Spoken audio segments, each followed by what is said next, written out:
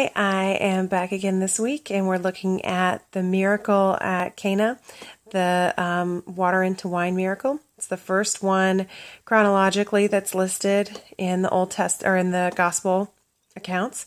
So there are a few things that are super interesting about this, and I linked a really good sermon, and I hope you watch it. But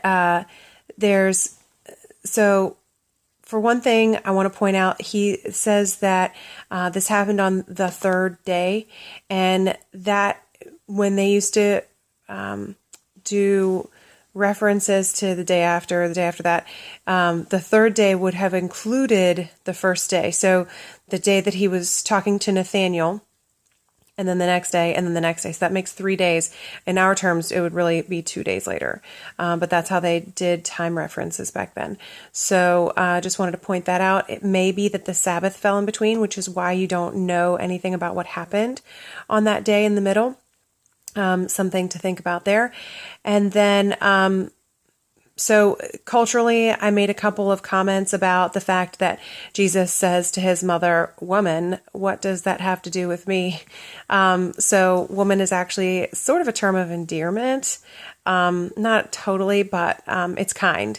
So it's not like he's saying, I don't know, sweetheart or anything like that, but it's a kind thing for him to have said. And he says it again later when he's on the cross. He says, "Woman, here is your son, and son, here is your mother." And to the disciple John, "Here is your mother."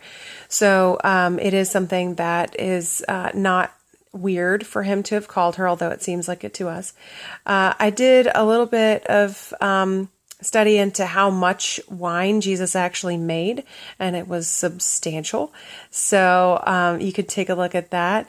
And then I also wanted to point out that we go to the last verse in the passage where they have left Cana and they're going back to Capernaum, and his mother and brothers go with him. And so that was really interesting. Why didn't they just go home? Because Capernaum, it looks like, was the opposite direction of home for them.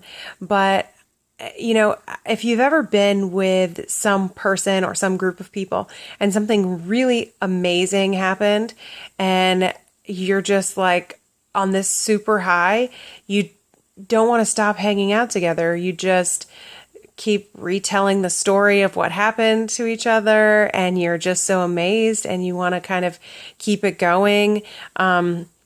Sometimes like you go on a cool trip and you just want to have an anniversary trip of that trip every year.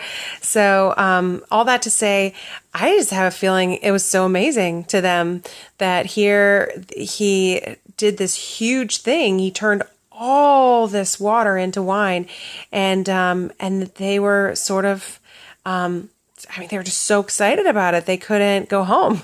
So anyway, those are my thoughts, and take a look at the rest of the stuff. There's a lot of interesting historical points in there. So take a look, and I hope you like it.